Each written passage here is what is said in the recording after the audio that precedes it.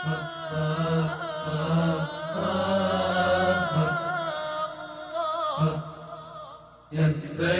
يا رب الأمم قد لفنا ثوب الندم بالدمع قد فاض الحرم نشكو الخطايا واللمم لا يشتكى إلا إليك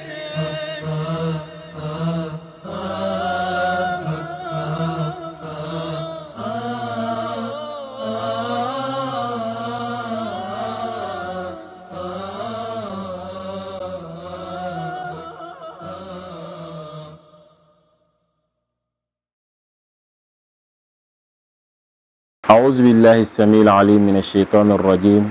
بسم الله الرحمن الرحيم. الحمد لله رب العالمين، ثم الصلاة والسلام على أشرف الأنبياء والمرسلين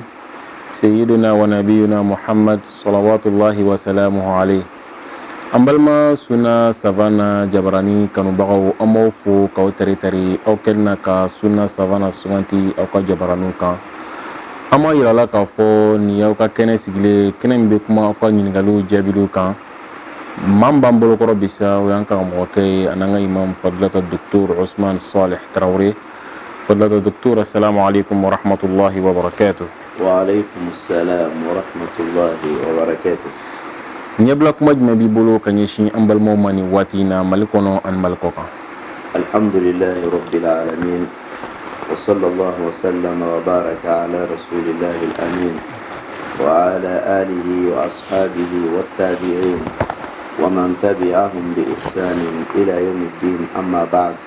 السلام عليكم ورحمة الله وبركاته. وعليكم السلام. الله تعالى تنو كسي أني نما كوني كارا كتشيدين باكا أنا كسودون ليو أنا كسوهاب صنمو أني موما موما نتشغولا ني باراني ما كيلي فقطا سيالكي أما جودوما مالا ديلي ألا كنسرون ما كيلو جلا Amin. وتمرين كو كبوي ني جين رل لاجي بي كانا جمانا لاجي يواسرو موبالا كولي كسبه وجلا يو بين والله nga ni ya lajɛ ko ninnu bɛ se ka taga anw yɛrɛ kuma siga t'a la ka d'a kan Alahu Taala ko an kɔnɔna la ko fɛn o fɛn mun mana an sɔrɔ musiba ko la an bolo ka baara kɛlen don bari Alahu Taala bɛ yafa caman yɛrɛ ma a k'an minɛ olu ma ola o b'a jira an na k'a fɔ a ka kan gɛlɛya minnu b'an kan an bɛ ka sababu ɲini a la o sababu mun n'an bɛ k'o ta o ye sababu dɔ ye a sababu girima Alahu Taala ka latigɛ kɔnɔ o ye an yɛrɛ ka segin ka taga Alahu Taala ma ka siran Alahu Taala ɲɛ k'an ka lahalayaw laɲɛ n'an y'an ka lahalayaw laɲɛ ani Ala ni ɲɔgɔn cɛ Ala bɛ hinɛ an na k'an ka lahalayaw laɲɛ gɛlɛya mun b'an kan Ala b'a wuli ka bɔ an kan o kama an b'an sara an yɛrɛ kun na k'an sara an badenw bɛɛ la k'a fɔ k'an bɛɛ lajɛlen ka siran Alahu Taala ɲɛ an ka segin ka taga Ala ma n'o kɛra Ala b'an ka lahalaya ɲuman kɔ segin ka na an ma Ala k'an ka lahalayaw bɛɛ ɲɛ amin. N'an donna kɔrɔfɔw kɔnɔna na an balima dɔ ye kɔrɔfɔ dɔ bila ka na a ko kalo min bɛ yen n'a bɛ fɔ arabukan na ko Rabiul Awwal ko yala ko fasamantiya kɛrɛnkɛrɛnnen bɛ kalo in na wa? Ala k'an bɛɛ sababa ma. Alikuranɛ kɔnɔna la Alahu Taala ko suratu Tawba la ko inna iddata shuhuri inda Allahi 12 shahra fi kitabillah yawma khalaqa as-samawati wal ard minha arba'atun hurum. O san kalo jate da ale Alahu Taala yɔrɔ kabiri don mu a ye sankolon dugumakolo da o kalo 12 Ala y'o de kɛ san kɔnɔna la o kalo 12 ye mun filɛ nin ye ko Ala ye kalo 4 kɛ ye kalo 4 ninnu o ye laharama kalo ye f'an ka n'an yɛrɛ ko tɔɲɔ o kalo 4 in kɔnɔna la Alakira sallallahu alaihi wasallam kalo 4 mun ye laharama kalo ye san kɔnɔ kira ye o walawala anw ye kira sallallahu alaihi wasallam Abu Hurairah ka hadisa la a ye khutba kɛ sahabaw ye k'a to Arafa a ko waati yɛlɛmana ka munumunu ka segin a cogo kɔrɔ la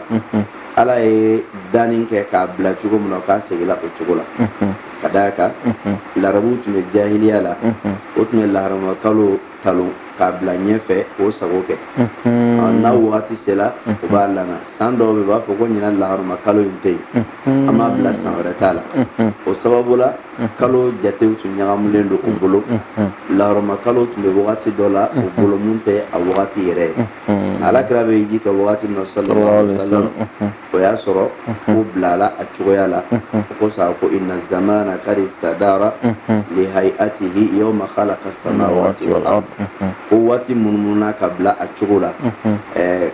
kabiri don mun n'ala ye sankolo dugukolo da a y'a bila cogo min na k'a b'o cogo la a ko la ko san ye kalo 12 ye o kalo 12 in kɔnɔna na laharama kalo 4 bɛ a la o laharama kalo 4 sababa la mun tugulen don ɲɔgɔn na kelen bɛ yen ko kelen b'a dama saba mun tugulen don ɲɔgɔn na o ye seli furancɛ kalo ani seliba kalo ani san yɛlɛma kalo n'a bɛ fɔ o ma ko jɔn minɛ mun filɛ nin ye ala kɛra ko ni saba tugulen don ɲɔgɔn na kelen mun b'a dama o ye mudɔrikaw ka arajaba kalo ye mudɔr ye kabila dɔ de tɔgɔ ye kabila in tun dɔnna ne rajaba bonya ye fo b'a danbetiya ka taga ma ko rajabu mudɔr ala kɛra nin fɔ sallallahu alaihi wasallam wala ni ye nin kɔrɔ aya in kɔnɔ lajɛ ka ala kɛra ka kumakan in lajɛ sallallahu alaihi wasallam i bɛ bɔ ni fɛn mun ye o de ye san kɔnɔ kalo ye kalo 12 ye kalo 4 de b'a la mun ye laharama kalo o ye nin kofɔlen ye mun ye rabil awali ye ale t'olu cɛla sunkalo o fana kɛla a dama samantiya kalo ye ka d'a kan Alahu taala ye silamɛya jɔsen dɔ bila o kalo in kɔnɔ n'o ye sun donni ye o ye a dama samantiya kalo ye ala kɛra y'o samantiya fɔ hadisa wɛrɛw la ne o bɔla la laharama kalo 4 sunkalo kalo n'o o kalo 5 bɔla la kalo tɛ yen tuguni k'i b'a fɔ ko ala kɛra ye samantiya fɔ mun na sallallahu alaihi wasallam kalo tɛ yen tuguni k'i b'a fɔ ko alikɔrɔna yɛrɛ samantiya fɔ mun na nin yɔrɔ mun filɛ nin ye a ka kan an ka nin faamu sunkalo ta ala y'o tɔgɔ fɔ kɔrɔna kɔnɔna la ko shahru ramadan alladhi unzila fihi alquran sunkalo kalo mun ni ala ye kɔrɔna jigin a kɔnɔ o fɔ la laharama kalo 4 ala y'o fana fɔ kɔrɔna kɔnɔ kira y'o walawala k'o d'a ma o kɔrɔ ye o kalo 4 ka sunkalo faraw ka samantiya kɛrɛnkɛrɛnlen nana olu de la n'o bɔla la mun ye san kalo tɔw ye samantiya kɛrɛnkɛrɛnnima na o si kɔnɔna la nka Alahu taala ka latigɛ hukumu kɔnɔna la koba dɔw kɛla kalo dɔw kɔnɔna la siga t'a la o koba minnu kɛla kalo dɔw kɔnɔna la o dɔ ye kɛra yɛrɛ ka ɲɛnamaya ko dɔ ye a yɛrɛ ye kɛlɛ dɔw kɛ kalo dɔw kɔnɔ olu langala k'a fɔ ni kɛlɛ in a datigɛla nin kalo in kɔnɔ a taara ba nin kalo in kɔnɔ walima a bɛɛ kɛla nin kalo in kɔnɔ o kalo caman bɛ yen taarifotigiw ye minnu fɔ nka mun ye rabil awali n'o de ye k'a fɔ ko ala kɛra bangeli kalo maa dɔw bolo o koɲɛ a mako bɛ walawalali ba la siga t'a la ka d'a kan ala kɛra ka bangeli sallallahu alaihi wasallam a kɛla waati mun na dɔnniya tun tɛ a waati maaw bolo ko maa mun bangelen filɛ nin ye o bɛna kɛ jɔyɔrɔbatigi ye o sababu la n'o bɛ sɛbɛnni k'a ka bangeli kan o de kama fɔnkɔɲɔgɔnya nana dɔnnikɛlaw ni ɲɔgɔn cɛ n'o tɛ mun ye kira ka fatuli ye fɔnkɔɲɔgɔnya foyi t'o la nka mun ye a bangeli ye a bangela san mun na a n'a bangela kalo mun na a n'a bangela don mun na a n'a bangela kalo jate hakɛ mun na o ye fɛn ye fɛn mun b'a la n'a ma sɛbɛn bange kɛ wagati la ka d'a kan ala kɛra bangela manto minnu cɛla qawmun ummiyun jamakuluw don minnu b'a la n'o tɛ sɛbɛnni kɛ o tɛ kalan kɛ kira yɛrɛ y'o fɔ sallallahu alaihi wasallam ko anw ye jamakulu ye jamakulu minnu b'a la an tɛ sɛbɛnni kɛ an tɛ kalan kɛ kunfin jamakulu don sɛbɛnni kɛ jamakulu tun tɛ o de kama k'a fɔ ko nin bangela nin la an ka a sɛbɛn k'a bila o tun tɛ yen o tɛ kabako ko ye hali an yɛrɛ ka jamana kɔnɔ yen caman bɛ yen ni seginna kɔfɛ maa minnu si bɛ san 80 ni san 90 na o caman ka bangeli ye 9 heures de ye dɔw ta bɛ kɛ ko fiɲɛba wulila san mun na a fɔra k'a bangelaw san de la dɔw ta bɛ kɛ ko nin ko in kɛla san mun na samuri donna dugu in kɔnɔ san mun na a bangelaw san de la wala o jate minɛna k'o fɔ nin y'a bange san ye nka k'a fɔ ko nin san yɛrɛ don a t'a jɛ nin kalo don a t'a jɛ nin donden don a t'a jɛ i b'a sɔrɔ o tɛ yen o de kama olu sina ka kɛ 9 heures ni mun bɛ fɛ ka bɔ o kɔnɔna la o b'a dɔn kɛ 1er janvier ka san sɛbɛn walasa kalo ka sɔrɔ san ka sɔrɔ i b'a sɔrɔ sababa tɛ a caman ye sɛbɛnni tun tɛ yen alakira ka waati la sallallahu alaihi wasallam ko fana tun bɛ ten de kama fɔɲɔgɔnya nana o fɔɲɔgɔnya mun nana alakira ka bangeli san ɲinini na dɔnnikɛlaw ye jija kɛ tariku kɔnɔna la Ibn al-Qayyim rahimahullah Zadul Ma'ad kɔnɔna la a ko bɛnkɛla kan k'a fɔ ko alakira sallallahu alaihi wasallam a bangela sama kɛlɛ san ko bɛnkɛlaw kan a bangela sama kɛlɛ san n'a bangela sama kɛlɛ san o kɔrɔ ye san jate donna ni kɛwali dɔ ye nka san jate nin san hakɛ no sifuru jate la o mako bɛ ɲɛɲinini de la siga t'a la ɲɛɲini ba yɛrɛ tarikutigiw de bɛ don o la k'o ɲɛɲini n'o tɛmɛna ka bɔ yen k'a fɔ ko a bangela tɛnɛndon fana fɛ an y'o sɔrɔ a yɛrɛ da sallallahu alaihi wasallam kuma min na n'o y'an ɲininka ala ka ciden sallallahu alaihi wasallam mun na i bɛ tɛnɛndon sun a ko tɛnɛndon ye don ye ale bangela don min na a yɛrɛw la sabati nka mun ye k'a fɔ ko a bangela kalo mun tɔgɔ ye ko rabiul awwal o ma sɔrɔ ala kɛra ka kumakan na sallallahu alaihi wasallam hadisa kelen tɛ yen kɛra ko mun na ko ne bangela rabiul awwal o tɛ yen o de kama kɛra ka bangeli kalo a kɛra fɔɲɔgɔnya dɔnnikɛlaw ni ɲɔgɔn cɛ o fɔra ɲɔgɔn kɔ kɛra bangela kalo jumɛn de la dɔw ko rabiul awwal don kelen dɔw ko sunkalo don fila dɔw ko seliba kalo don saba o ye kalo caman fɔ a la ka d'a kan a fɔla ko samakɛlɛ san samakɛlɛ san wagati jumɛn kelen kalo jumɛn kelen samakɛlɛ kɛla nin san in na nka a kɛla kalo jumɛn kelen fana la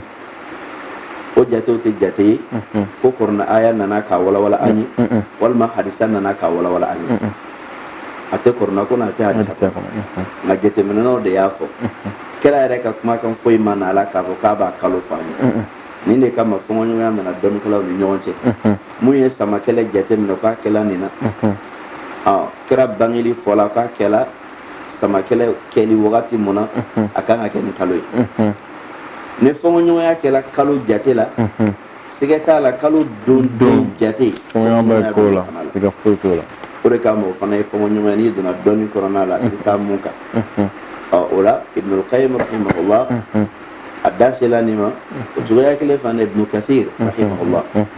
Ibn Kathir ko dɔnnikɛla fanba n'o ye jumhuri ye o y'a jira k'a fɔ ko alakira sallallahu alaihi wasallam a bangela rabiul awwal kɔrɔ ye tarikutigiw ka sɛgɛsɛgɛliw la Ibn Kathir ye tariku sɛbɛnbaga ye gafe b'a bolo ko al-bidaya wa nihaya o bidaya wa nihaya o ye tariku kitabu ye o tariku kitabu in kɔnɔna la ye fɛn caman sɛbɛn a b'a jira k'a fɔ dɔnnikɛla fanba bɛ mun kan tariku dɔnna fanba bɛ mun kan o de ye k'a fɔ kira ka bangeli kɛla rabiul awwal kɔnɔna la o tarikutigi fanba b'o kan nka kumakan wɛrɛ minnu bɛ yen mun t'o ye a y'o fana fɔ o b'a jira k'a fɔ fɛn dɔ fɔɲɔgɔnya kɛla mun na ni fɔɲɔgɔnya kɛla mun na a kɛla n'anw de ka jija ye i tɛna sahaba ka kumakan sɔrɔ a la i tɛ tabiuna fana ka kumakan sɔrɔ a la nka minnu ye sɛbɛnni kɛ tariku la ni dala ɲininkali ani sɛgɛsɛgɛli ye olu de ka hakilina taara kɛ nin ye o la fɛn mun bɛ ta nin cogoya la k'a fɔ k'i bɛ samantiya di kalo in ma a mako bɛ dalilu la siga t'a la dɔnnikɛlaw ko samantiya bonda la hakili tɛ baara kɛ ye nka dalilu de bɛ baara kɛ kɔrɔna kota alakira kota sallallahu alaihi wasallam samantiya bɛ sabati diina kɔnɔ ne nin de madama alikɔrɔna ma fɛn foyi fɔ an ye rabiul awwal kalo in kan kira yɛrɛ ka sunna kɔnɔna na fɛn foyi ma fɔ rabiul awwal kalo in kan an t'an yɛrɛ bila k'a fɔ k'an bɛ samantiya kɛrɛnkɛrɛnnen d'a ma ka bɔ kalo tɔw cɛ la mun ye kira ka bangeli ye n'o o kun kɛra a kɔnɔna la ko Alahu Taala ye o jate Ala tun bɛna fɛn fɔ an ye o kan siga t'a la kira yɛrɛ tun bɛ fɛn fɔ an ye o kan sallallahu alaihi wasallam nka kira ma fɛn fɔ rabiul awwal ko la k'a bangelaw la nka a ye fɛn fɔ a ka tɛnɛdon ko la k'a bangelaw la a tun bɛ mun kɛ o tɛnɛdon in na fana o fana kɛla fɛn ye mun lakodɔnna an bɛɛ lajɛlen bolo rabiul awwal an ko k'a fɔ samantiya ma na la nka diina kobaw bɛ se ka k'a kɔnɔ mun ye kira ka bangeli ye fɔɲɔgɔnya bɛ dɔnnikɛlaw ni ɲɔgɔn cɛ o kɛli la rabiul awwal kɔnɔna la nka mun y'a ka fatuli ye Ibn al-Qayyim ma fo Zadul Ma'ad kono ko fongo ñoya te don galaw ni ñonte ka fo ko ala kira sallallahu alaihi wasallam afatura hijra santan kilina kili fongo ñoya to ni ñonte fana ka fo ka fatula arabil awal ko don gala famba fana taala munka o de ka fo ka fatula arabil awal kalo kili 10 ani fla la fana riwayat wɛrɛ dɔw bɛ yen mun ye a kɛ dɔ wɛrɛ nka ko o lafulen don o don den in fana ye don duman ye ko dɔnnikɛla fanba ko k'a kɛla tɛnɛndon fana don nka kɔrɔfɔ dɔw nana dɔw ka sɛbɛnni na k'a kɛla araba fana nin de ye fɔ kɔrɔfɔ ye mɔgɔ bɛ se ka mun fɔ rabil awal kan nka k'a fɔ ni alabato k'a kɔnɔ nin sara b'a la walima sun kan ka don a kɔnɔ walima ni bato kan ka k'a kɔnɔ ka da ni samatiya kan dalilu tɛ o la alikuranɛ kɔnɔna la a t'a la ala kira ka sunna na sallallahu alaihi wasallam manto ɲuman minnu fana tɛmɛna n'o ye salaful umma ye dalilu t'a la olu fana ka kɛwale la a t'a la olu ka kumakan na o la an tɛ se ka samatiya kɛrɛnkɛrɛnnen d'a ma wallahu ta'ala a'lam wa ahkam. N'o tɛmɛna ka bɔ yen an balima wɛrɛ kɔrɔfɔ bila ka na ko yala ni maa min b'a fɛ ka tagama n'i sera aéroport la i bɛ se ka seli bɛ tafidi min bɛ k'i ye n'o ye ka 4 kɛ 2 ye k'o bɛ se k'a daminɛ yen wa. ala k'an bɛn sɔgɔba ma dɔnnikɛlaw ko maa min ye taamaden ye n'i bɔra so kɔfɛ ka ban jɛn dila i ma i k'i yɛrɛ bila taama kiri kɔnɔna la o taama kiti na taamaden bolo seli minnu ye jɔko 2 ye a bɛ bɛn taamaden ye a seli minnu ye jɔko 4 ye a bɛ bɛn a k'olu kɛ 2 ye wa seli minnu bɛ se ka fara ɲɔgɔn kan fitiri ni safo seli fana ni lagansara a bɛ bɛn a ye a ka olu fana fara ɲɔgɔn kan a bɛ kɛ maa dɔw ɲɛna ko n'a fɔra ko taamaden bɛ seli kɛ 2 ye a bɛ seli fara ɲɔgɔn kan k'a b'a daminɛ fo n'a sela tagayɔrɔ de la n'i bɔra so kɔfɛ ka ban i bɔra dugu kɔfɛ dugu so laban n'i y'o tigɛ ka ban ko n taatɔ filɛ nin a bɛ bɛn ye i ka seliw kɛ 2 ye i bɛ don taamadenya kiti kɔnɔna la a ka ca la an ka aéroportw bɛ kɛ dugu kɔfɛ de so kɔfɛ la de la aéroportw bɛ kɛ o la a bɛ bɛn mɔgɔ ye mɔgɔ min bɛ taama sira fɛ ne sera aéroport la i y'a laɲini k'a fɔ k'i bɛ ka seliw kɛ 2 ye walima ka jamuw kɛ a bɛ bɛn i k'a daminɛ kabini aéroport la ka d'a kan aéroport bɛ so kɔfɛ de wa dɔnnikɛlaw bɛnnen don a la k'a fɔ ko so kɔfɛla mana n'i sera so kɔfɛ ka ban a bɛ bɛn i ka kasuru kan a bɛ bɛn i ka jamuw kɛ madama i ye taama ŋɛniɲɛ siri ka ban ka bɔ dugu kɔnɔ ni o ye ka taa se yen a bɛ bɛn i ka a kɛ wallahu ta'ala a'lam. O ɲininkali kelen kɔnɔna na sisan yala muso min na a lasigibagatɔ don a bɛ daga ye ale fana ka seliw fara ɲɔgɔn kan ka jamu kɛ wa. Al-Imam At-Tirmidhi rahimahullah a b'a fɔ a ka sunanu kɔnɔna la ko dɔnnikɛlaw bɛnn'a kan dɔnnikɛla minnu tɛmɛna ko bɛnn'a kan k'a fɔ ko banabagatɔ a bɛ bɛn a ye a ka jamu kɛ nka a tɛ bɛn a ye a ka kasuru kɛ o kɔrɔ ye jumɛn ye banabagatɔ bɛ se ka seli fana ani lagansara fara ɲɔgɔn kan a bɛ se ka fitiri ni safu fara ɲɔgɔn kan bana sababu la muso mun b'a la n'a lajɔlen don o bɛ don banabagatɔ ka kiti kɔnɔna la sariya la o de kama muso mun b'a la n'a lajɔlen don ni seli fana wagati y'a sɔrɔ a degunnen don a bɛ bɛn a ye a ka lagansara makɔnɔ a bɛ seli fana siri lagansara wagati la walima seli fana wagati y'a sɔrɔ a lafiyalen don nka a dɔw la a bɛna degun lagansara wagati la a bɛ bɛn a ye a ka jamuw kɛ o cogoya bɛna fitiri ni sabu fana b'o cogo kelen na ka d'a kan ne jɛn dila banabagatɔ ma k'a ka jamu kɛ muso mun fana gɛrɛsɛgɛlen don o fana bɛ don banabagatɔ ka kiti kɔnɔna la jango n'a y'a sɔrɔ tɔɔrɔ b'a kan ne gɛrɛsɛgɛ sababu ye nka ni tɔɔrɔ t'a kan ne gɛrɛsɛgɛ sababu ye a ka kɛnɛ nka ni tɔɔrɔ de b'a kan sariya bɛ jɛn d'a ma a ka jamu kɛ nka a tɛ kasuru kɛ dɛ n'o de ye mun ye 4 a t'o kɛ 2 ye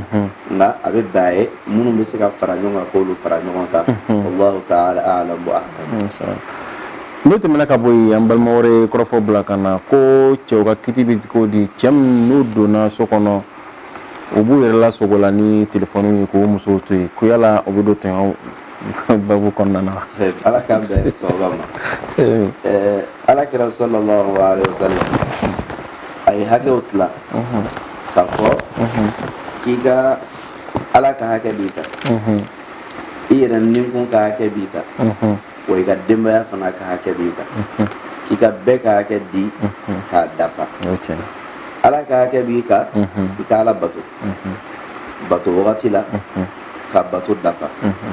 o cogoya kelen fana la i yɛrɛ ninkun ka hakɛ b'i kan i k'i farikolo lafiya walasa n'i wulila i ka diɲɛ baaraw la i kana dɛsɛ n'i wulila ala bato la i kana dɛsɛ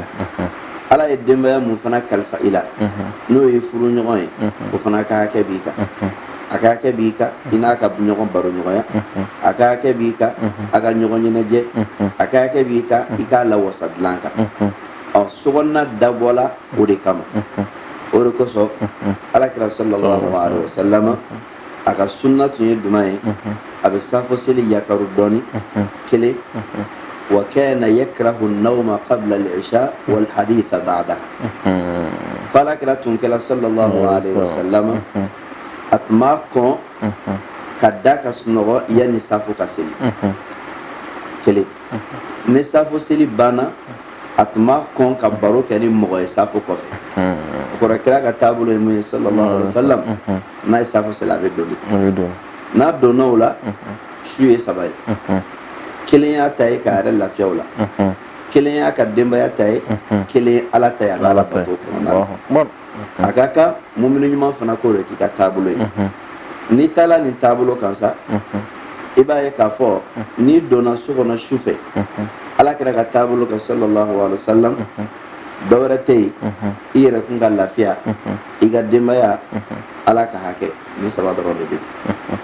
mun ye ka don so kɔnɔ k'i yɛrɛ lasogo la ni telefɔni ye kuma ɲɔgɔnyaw la baro ɲɔgɔnyaw la réseaux sociaux kan whatsappw la facebookw la an'o na ɲɔgɔnna wɛrɛw ka su bɛɛ la tɛmɛ o la tɔɲɔli don ka da mun kan Allahu Taala ye muso mun d'i ma o ka hakɛ b'i kan Allahu Taala ko ale Allahu Taala ye tilefɛla kɛ an bolo balo ɲini wagati ye wa nahara ma'asha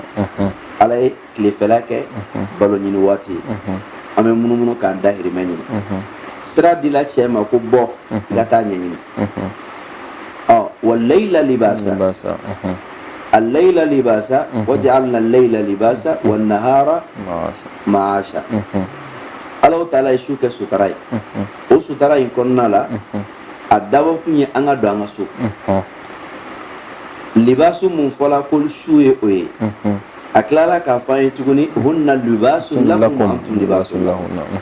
kaw muso fana ye aw bolo sutarali n'a ye aw fana ye sutara n'a ye ma wala su sutara a bɛ dafa ne cɛ ka jɛngɛni ye ka taa ka denbaya ma k'o sutara filanan da a yɛrɛ kan nka a tɛ kɛ ne ko wɛrɛ ye dɛ nin de alisilamɛya ka taabolo ye o de kama cɛ mun bɛ yen n'a y'a sɔrɔ ale bɛ don so kɔnɔ ale ka telefɔni labaara a ka connexion tɛ daminɛ fo n'a donna so kɔnɔ a bɛ dugu bɛɛ tila o la muso b'i sigi dongabɔ la salon kɔnɔ surunci la a laban a bɛ ala minɛ k'i da ka sunɔgɔ ten n'ale yɛrɛ nana don k'a sɔrɔ a sɛgɛla sunɔgɔ y'a bɔ ka bin o bɛɛ bɛ da ka sunɔgɔ ten dugu bɛ taa jɛ a bɛ taa ka baarayɔrɔ la ka muso to tɔɲɔlikɛla don alikiyama jɔ don ala bɛ taa ɲininka muso b'a kɛ o de kama an ka siran Alahu Taala ɲɛ nin fɛn minnu bɛ an bolo ala ka nɛɛmaw don k'a fɔ ten ko a labaarali ye so kɔnɔ haramu ye o tɛ dɛ nka ni a labaarali i lase mɔgɔ tɔɲɔli ma a bɛ kɛ haramu ye n'a labaara ye se mɔgɔ tɔɲɔli ma a bɛ kɛ haramu ye tɔɲɔli la juguman ye duman ye i furumuso tɔɲɔli ka d'a kan Alahu Taala ye saranakan d'a ma ni mɔgɔ damadɔ ka hakɛ ye o saranakan dɔ ye duman ye ko sahibi bil janna i jɛɲɔgɔn mun b'i kɛrɛfɛ dɔnnikɛla dɔ y'a fasara ye k'a fɔ ko i furuɲɔgɔn de ko don ka d'a kan i furuɲɔgɔn ye jɛɲɔgɔn ye n'ale de bɛ da ɲɔgɔn kɛrɛfɛ o ka hakɛ Ala ko i k'a latanu i k'a ka hakɛ d'a ma o la n'a kɛla k'a fɔ ko ne donna i ka so kɔnɔ waati min na o wagati de bɛ kɛ e ka gurupu dogo kuma ye o de bɛ kɛ wicaci kuma ye o de bɛ kɛ ni mɔgɔ wɛrɛw ka baroni kuma ye gurupu sanfɛ i ka denbaya hakɛ tɛ d'o ma o ye tɔɲɔli de ye cɛ b'a kɛ cogoya mun na muso fana b'a kɛ ten kadaka ne muso fana ka taabolo kɛla k'a fɔ kuma bɛɛ ale bɛ téléphone de la hali cɛ t'a sɔrɔ ka baro kɛ n'a ye a b'a la kuma la a b'a la réseau de kan hali n'a sigilen don cɛ kɛrɛfɛ a bɛ téléphone de lɔgɔbɛ la o fana ye tɔɲɔli dɔ ye fana ye tɔɲɔliba yɛrɛ kadaka tɔɲɔli in bɛ se ka bɔ fan fila bɛɛ la o la Allahu taala ko hadisa kursi kɔnɔna la يا عبادي إني حرمت الظلم على نفسي وجعلته بينكم محرما فلا تظلموا كونغا جون ne ala ye tɔɲɔli haramuya n yɛrɛ kun kan n tilala k'a k'aw ni ɲɔgɔn cɛ haramu ye aw kana ɲɔgɔn tɔɲɔ o de kama cɛw ka sira ala ɲɛ musow ka sira ala ɲɛ n'an bɛ don an ka sow kɔnɔ an ka téléphone bila mode avion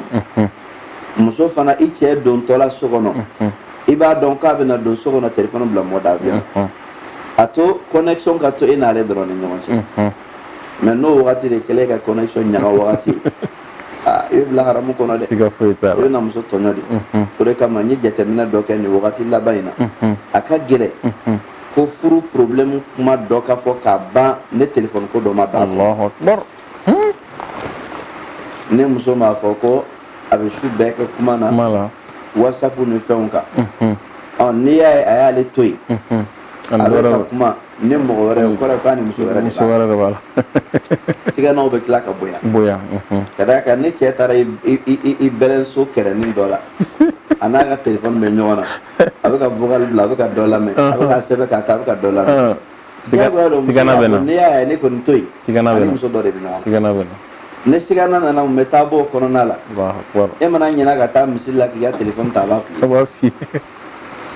hali n'a taala fɛn dɔ sɔrɔ yen mun yɛrɛ b'a la n'a mago bɛ walawalali la ale ye a t'o lajɛ a ye mun bisigiya n'o y'a bila i ka téléphone ta la a bɛ baara kɛ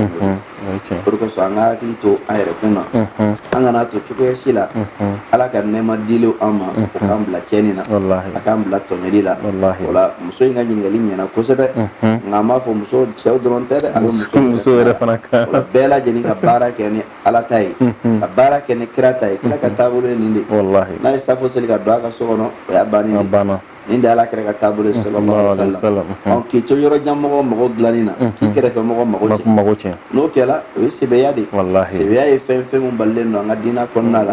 ala kɛra sallallahu alaihi wasallam a ko k'i ka ɲuman kɛli daminɛ mɔgɔ la mɔgɔ min bɛ kɛrɛfɛ muso de ka surun i la ka tɛmɛ bɛɛ kan i b'o de mago dilan fɔlɔ yanni a ka se yɔrɔ jan mɔgɔ ma i cɛ de fana ka surun i la ka tɛmɛ bɛɛ kan i b'o de fana mago dilan yanni a ka se yɔrɔ jan mɔgɔ ma ala k'an bɛn sababa ma ami faamuyako ɲuman ala ka di an bɛɛ ma an balimaw nin bɛ dansigi ani imamu ka bi kɔrɔfɔra ala k'an bɛn sigida wɛrɛ wassalamu alaikum warahmatullahi wabarakatuh هل حقا تشتاق إليه ترجو أن تسقى بيديه أرغم أنف الظلم وقلها هل صليت اليوم عليه هل حقا تشتاق إليه ترجو أن تسقى بيديه أرغم أنف الظلم وقلها هل صليت اليوم عليه الفائز حقا من صلى والخاسر من عنه تخلى مت يا